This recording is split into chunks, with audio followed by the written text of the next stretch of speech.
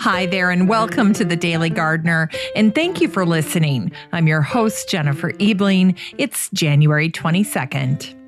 Today we celebrate the birthday of the English statesman who created garden walks, and the birthday of a man who's remembered by Muley Grass. We'll learn about the man memorialized by a plant name that misspells his last name. And we'll also learn about the disastrous freeze for Florida growers that happened in the mid-1980s. Today's Unearthed Words feature poetry and quotes that teach lessons we can learn from winter. And we grow that garden library with a book that shares terrific essays on the benefits of gardening. I'll talk about a garden item that can definitely come in handy for gardeners.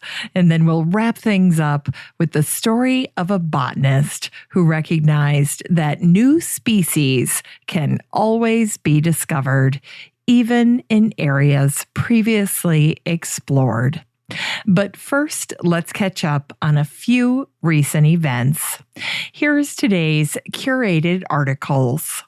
First up was an article from Kew Gardens called The Wardian Case, a Botany Game Changer. It's incredible to think that the Wardian Case was invented by the British doctor and amateur naturalist Nathaniel Bagshaw Ward in 1829 by complete accident. Ward placed a moth cocoon that he'd collected into a sealed glass bottle with fern leaves and moist soil. And after a while, condensation formed on the inside walls of the glass and dripped down again to the soil, and sunlight was able to shine through the glass. What do you know? The plant sprouted and thrived in the microenvironment, and it was untouched for 3 years.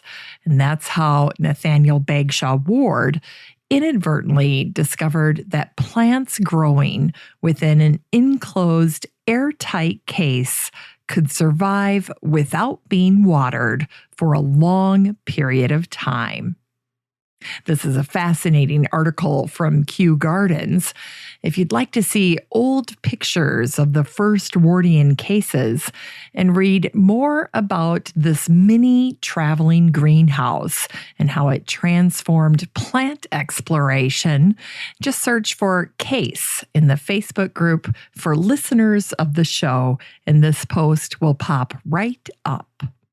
Then next up was a post that was written by Jane Perrone for The Guardian, and it was called Winning Ways for Winter, and it shares oodles of great tips for designing a winter garden from Ainsley's assistant head gardener, David Jordan. One of Jordan's favorite combinations is the shaggy-barked paper bark maple teamed with variegated evergreen shrubs. Like the euonymus fortunei, emerald gaiety, and the pink-scented blossoms of Viburnum X bodinentense dawn. Jordan said the euonymus is cloud-pruned in summer to create a sinuous shape. And he also recommends the crab apple tree Everest as a centerpiece to a winter border. Jordan said, you get long, persistent fruit, and you can underplant with dogwood in red or orange that works with the color of the fruit. Then, if you underplant with snowdrops or daffodils, that'll take you through May, and that entire combination gives you a very long window of interest. In general, Jordan's winter garden recipe goes something like this: a tree with colorful or tactile bark, like a Tibetan cherry or a paper bark maple, and then that tree acts as an anchor for the rest of the planting. Throw in mid-level shrubs that have scented flowers or colored stems or attractive leaves like dogwoods or euonymus or viburnums. And then the final layer is a low-growing ground cover. Think snowdrops or foliage like bergenias or pulmonarias. Now, as I mentioned, this post has oodles of great design tips if you're looking to make your winter garden more extraordinary. So if you want to check out this post in the free Facebook group for listeners of the show, just search for winter and this post will pop up. Now, if you'd like to check out these curated articles for yourself and you're not in the group, you're in luck, because all you have to do is go to the search bar the next time you're in Facebook. Just type in the Daily Gardener Community, and then the group will pop up. It's 100% free to join and be in this group. Just request to join. I'll see the post pop up on my phone that you'd like to join, and then I'll click to admit you into the group, and I will see you in there. And what you will get is access to all of the wonderful garden articles that I curate for you and for other listeners of the show all week long. They'll pop up in your Facebook feed. They'll be mixed in with pictures and updates from your friends and family. And then if you want to go into the group, you can just search through and scroll through all of the different articles, click through the links, and read to your heart's content. And of course, I'd love to meet you in the group. Here's today's brevities. Today is the birthday of the English philosopher and statesman Francis Bacon, who was born on this day in 1561. Francis wrote a splendid essay called Of Gardens. The essay contains many quotable thoughts on gardening, although the opening line is the most quoted. It says, "God Almighty first planted a garden, and indeed it is the purest of human pleasures. It is the greatest refreshment to the spirits of man, without which buildings and palaces are but gross handiworks. I do hold it that there ought to be gardens for all the months in the year in which several things of beauty may be in season." In 1606, Francis introduced garden walks as a concept at Gray's Inn Field. Bacon lived at Gray's Inn, and during that time, the inns were putting gates and fencing around their land to provide greater privacy and security. It was in the gated field at Gray's Inn where Bacon created his garden walk. People were enthralled with the idea. Along the walk, Bacon added flowers and trees like violets and primroses, cherry trees, and birch. This whole notion of strolling through a pleasure garden was the 16th century equivalent of the modern-day habit of walking in a shopping mall for exercise. In 1594, Francis Bacon said a learned man needs a garden, library, laboratory, and a goodly huge cabinet of curiosities. And Bacon said, "As is the garden, such is the gardener. A man's nature runs either to herbs or weeds." And today is the day that the American Lutheran pastor and botanist Heinrich Muhlenberg was made a member of the American Philosophical Society in 1785. He always was referred to by his second name, Heinrich. His first name was Gotthilf. The Muhlenberg family was a founding family of the United States, and Heinrich came from a long line of pastors. His father, Heinrich Melchior Muhlenberg, was known as the patriarch of the Lutheran Church in America. His brother was a major in the Revolutionary War, and his other brother was a congressman. Muhlenberg's personal journals are a treasure trove of his thoughts on botanical self-improvement. He would write, "How may I best advance myself in the knowledge of plants?" And Muhlenberg would set goals and reminders to challenge himself, writing, "It is winter, and there is little to do. Toward spring, I should go out and put together a chronology of trees, how they come out, the flowers, how they appear. I should especially take note of the flowers and fruit." The grass Muhlenbergia was named for Heinrich Muhlenberg. Muley grasses, as they are called, are beautiful native grasses. They offer two incredible strengths in their plant profile: drought tolerance and visual punch. Muley grasses are easygoing, and they grow equally well in harsh conditions and in perfectly manicured gardens. The muley cultivar White Cloud offers gorgeous white plumes, and when the coveted pink muley blooms, people often stop to inquire as to the name of the beautiful pink grass. Then Lindheimer's muley makes a fantastic screen, and bamboo muley commands the attention of everyone when it's featured in a container.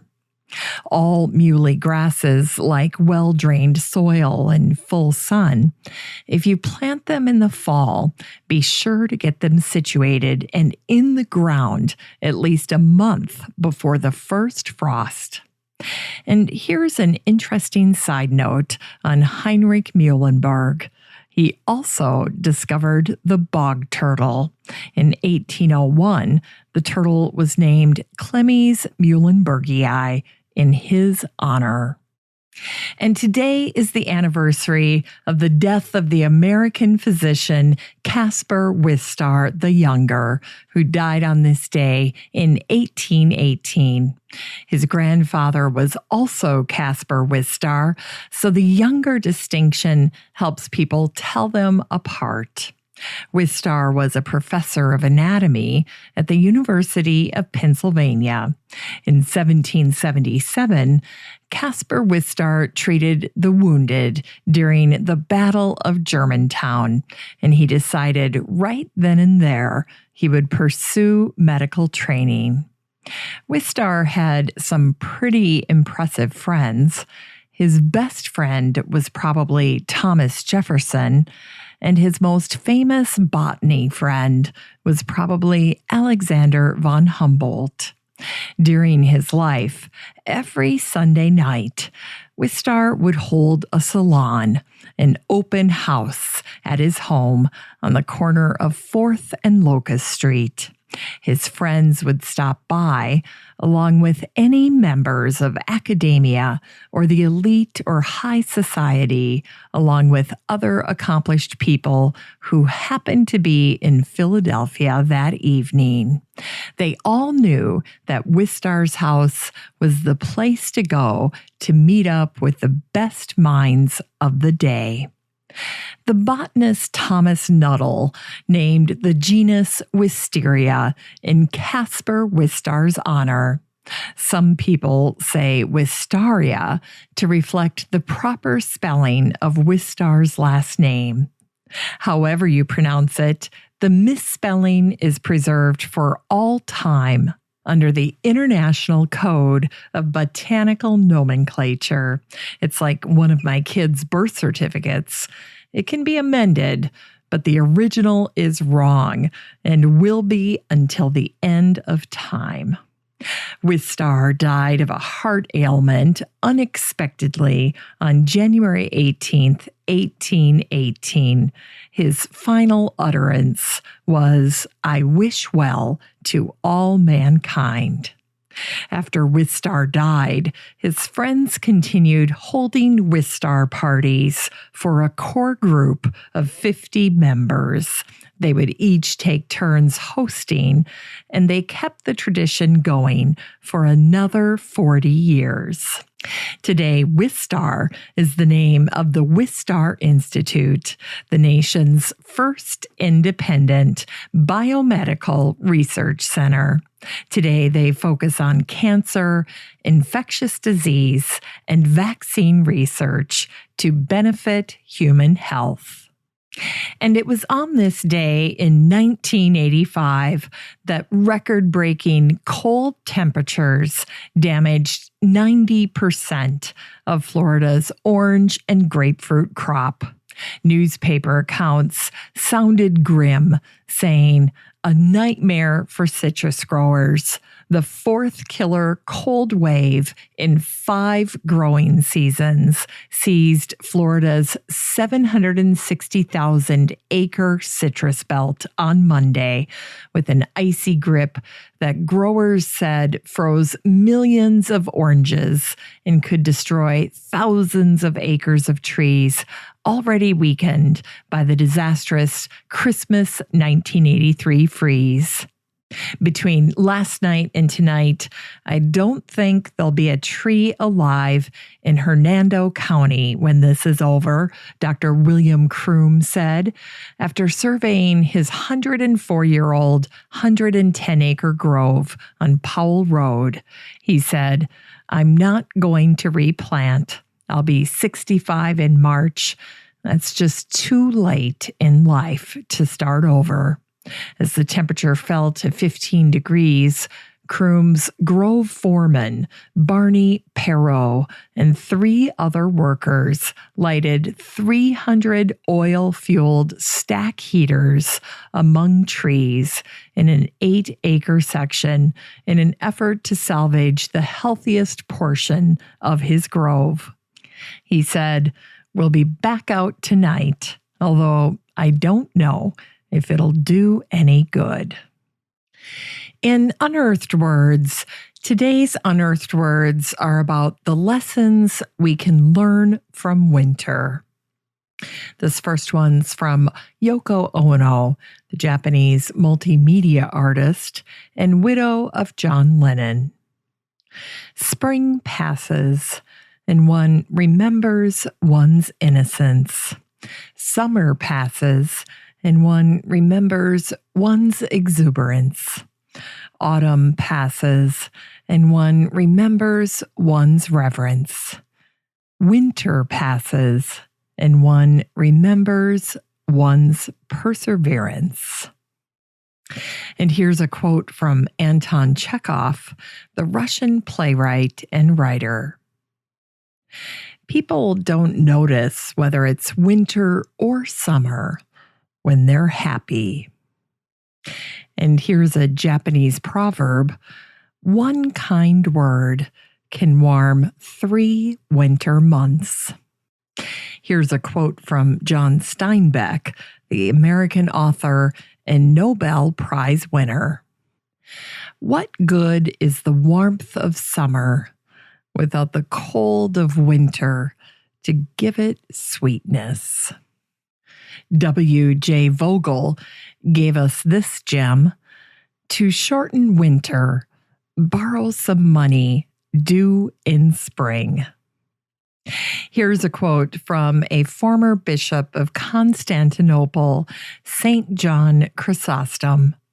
"If there were no tribulation, there would be no rest. If there were no winter, there would be no summer." And here is some insight from the horticulturist Vinnie Simeone. "Nature has undoubtedly mastered the art of winter gardening, and even the most experienced gardener can learn from the unrestrained beauty around them." It's time to grow that garden library with today's book, By Penn and Spade by David Wheeler. This book features 33 essays from David Wheeler's passion project known as Hortus Magazine, which I just subscribed to. Hortus provides expert information on plants and gardening, with articles focusing on gardens around the world. The essays explore the various benefits of gardening, and they're written by multiple authors who share personal stories and lessons from the garden.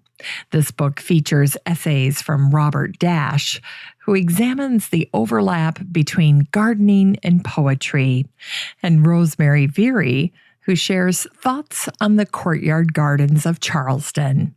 And Hermia Oliver does the same with Flaubert's gardens. And Dennis Wood reveals the joy of gardening after retirement. These essays are an excellent source of good gardening advice. How to plant a scent garden. Stick to a sunny, sheltered spot, advises Stephen Lacey. And how to grow blue-hued gentians. Seek out an acid soil, counsels Stephen G. Haw. This book came out in 1991. You can get a used copy of By Penn and Spade by David Wheeler and support the show using the Amazon link in today's show notes for under $1. And today's great gift for gardeners is the heavy-duty Eschert Design Garden Tool Belt in gray and green. This tool apron comes with deep pockets, an adjustable belt, and compartments for markers and other items. And it makes this apron a must for every busy gardener. You can get the Eschert Design Garden Tool Belt and support the show by using the Amazon link in today's show notes for $13.18. Finally, here's something sweet to revive the little botanic spark in your heart. Today is the anniversary of the death of the Presbyterian minister, writer, and American botanist Ellsworth Jerome Hill, who died on this day in 1917. Ellsworth was born in Leroy, New York. When he was only 20 years old, one of his knees stopped working, and doctors suggested he study botany. Ellsworth would crawl from the house to the orchard, where he would pick a few flowers and then crawl back to the house to identify them. The following year, Ellsworth moved to Mississippi, where it was warmer, and then he used canes to assist with walking. By middle age, Ellsworth met and married a young woman named Melancy Leach, who would become his indispensable helpmate. When he was lame, or when he didn't have the strength to complete all of his tasks as he collected specimens, Melancy would step in and finish the work for him.